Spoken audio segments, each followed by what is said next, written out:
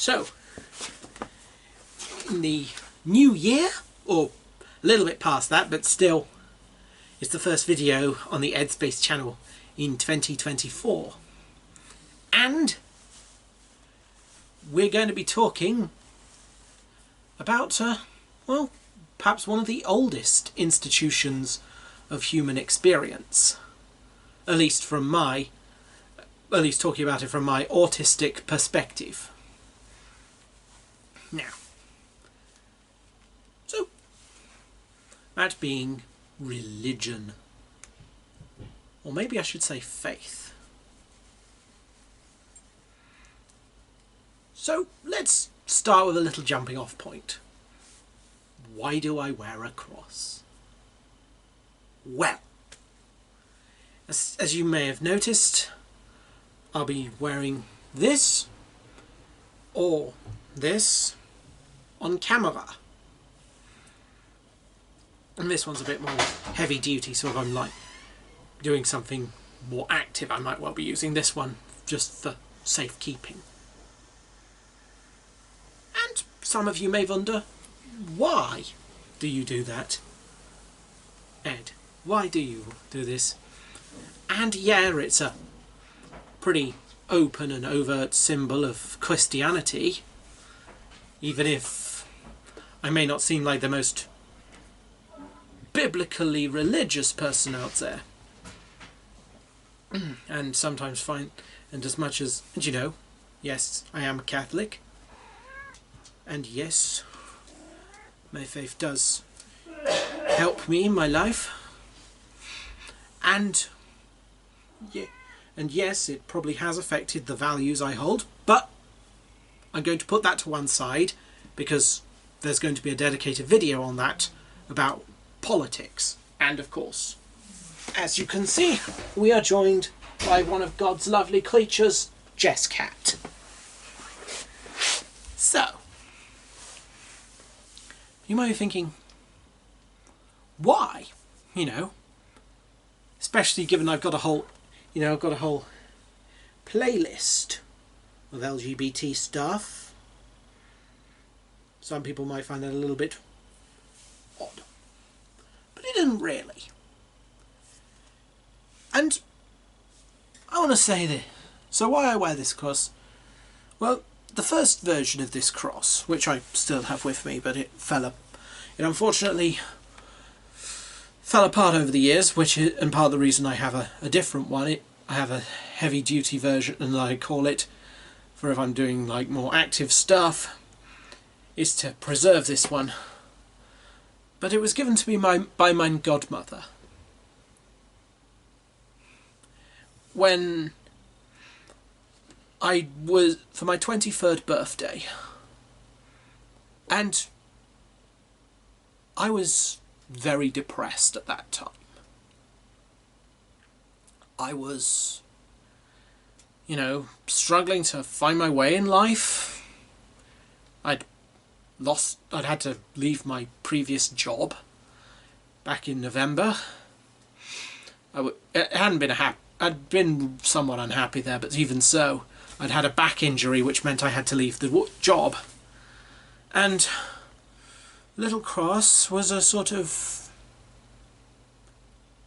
how you put it, little feeling that I wasn't quite alone. Not quite alone in this world, even if it might feel like that some days.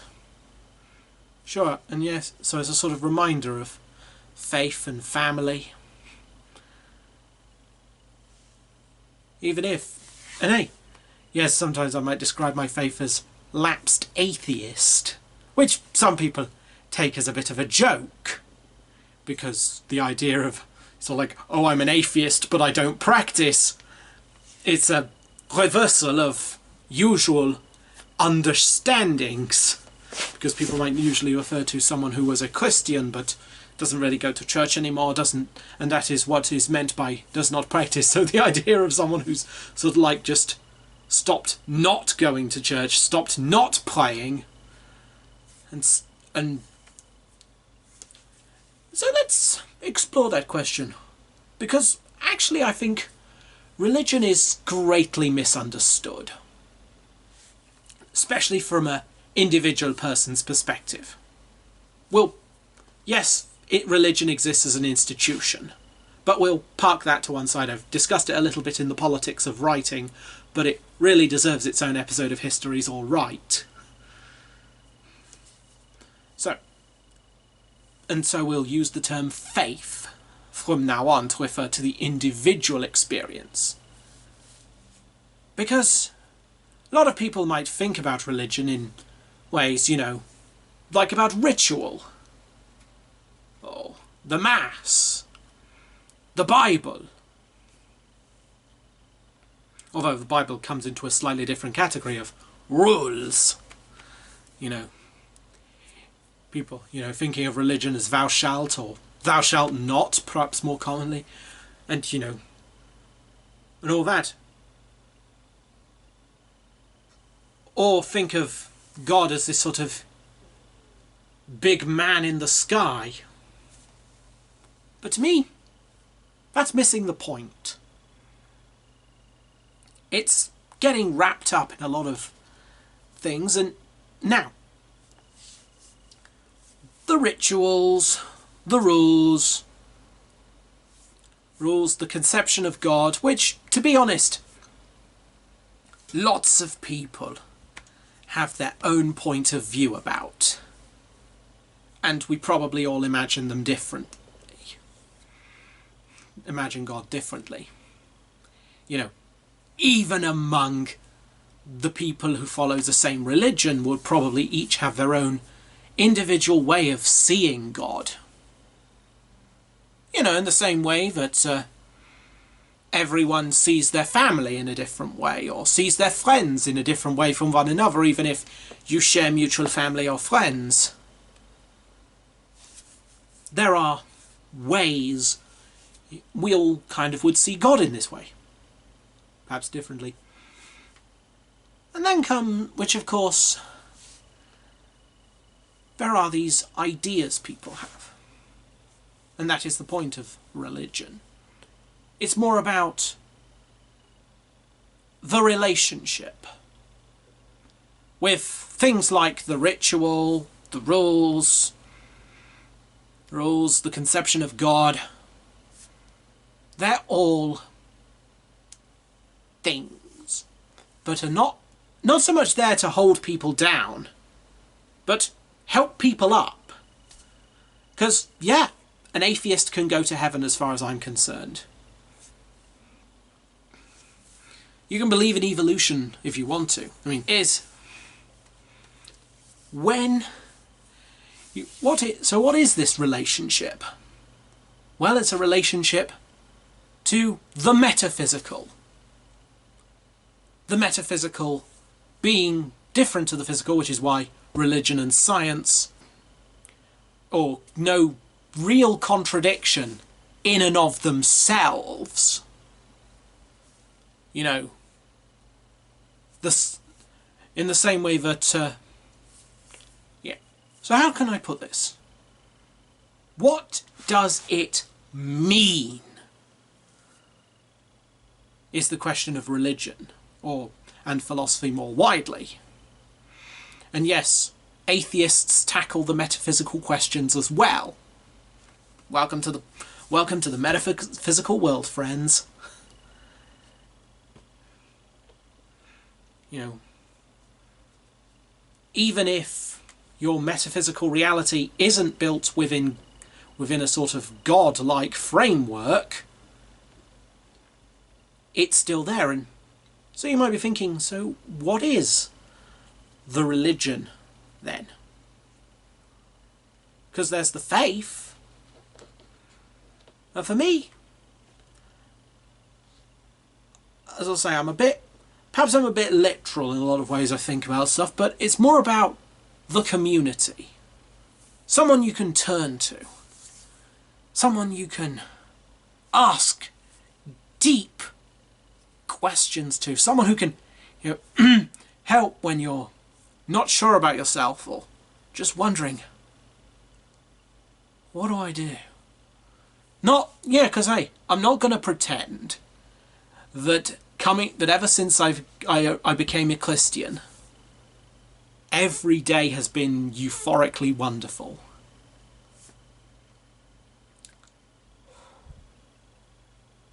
But it always felt like someone was there when I wasn't feeling great. Now, I'm not here to convert you to Christianity, or any religion for that matter. I can't. Only you can convert yourself to a religion. I can open the door, and it is basically, and what's up to me is to open the door, show you what's inside, and not block the way if you want to come in, and be respectful if you don't. Hey, and to be honest, we don't always agree, you know. And hey, there are a few things I disagree. There are probably a few things I disagree with the Pope on. And well, there are plenty of other Catholics that are the same. Anyway, so what? But yeah, there are things that are a bit different. You know, it's a little thing for me, perhaps. And yeah, it's a bit interesting that some things I've noticed,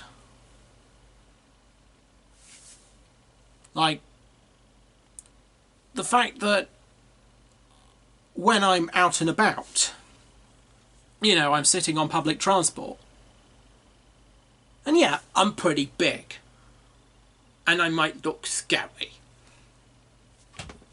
to some people.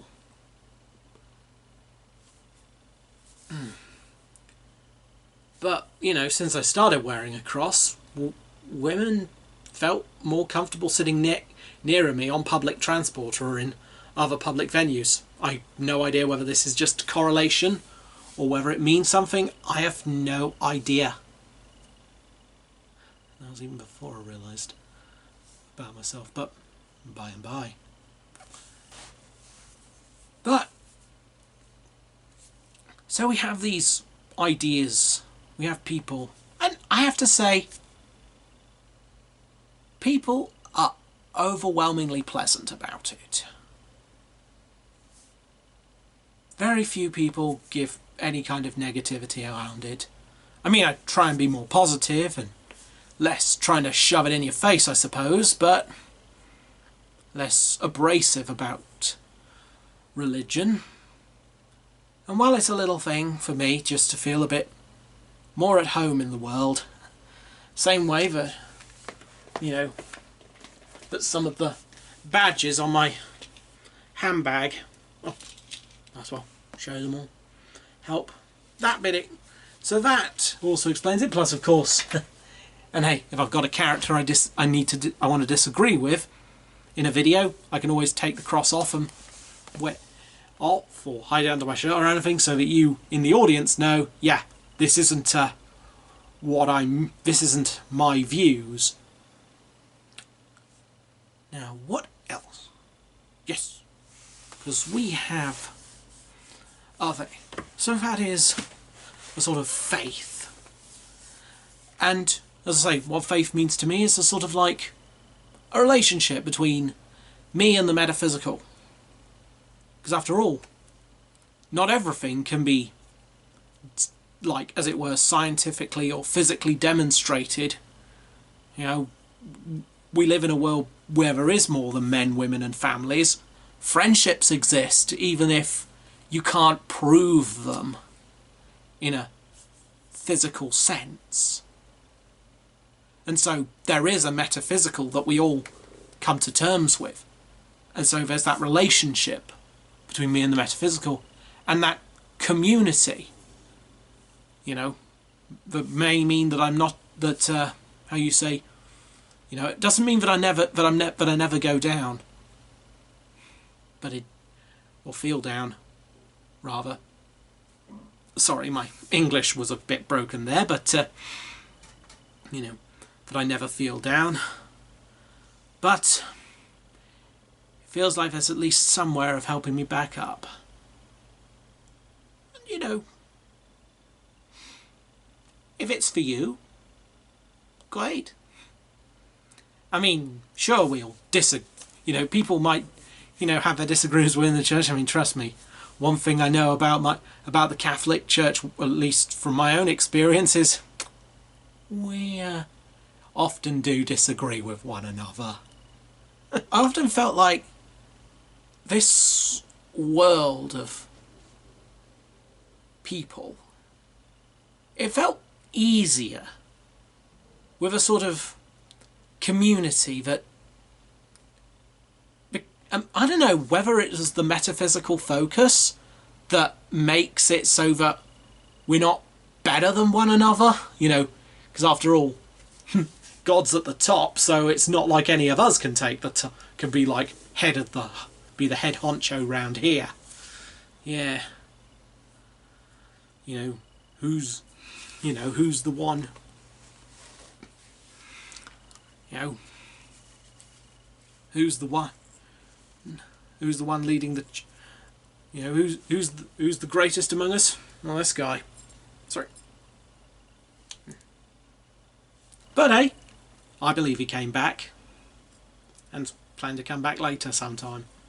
Well, that sense of community and camaraderie, and a less competitive, but you're sort of like a space, a grounding, a community. And I hope that everyone finds that sort of community. I mean, yeah, it's not for everyone, and sadly it's not always been that good to everyone. But there's also happiness as well, and there's lots of love that can be shared, and hopefully this has made some things a little less scary, or helped make the world of Ed a bit more understandable. Oh, and I'll let you know when Jesus comes back, by the way, if I can. But whether you are Christian, atheist, Muslim, Jewish, Hindu, Buddhist, agnostic, spiritualist, pagan, however you see the world, however you relate to the metaphysical, it was lovely having you here.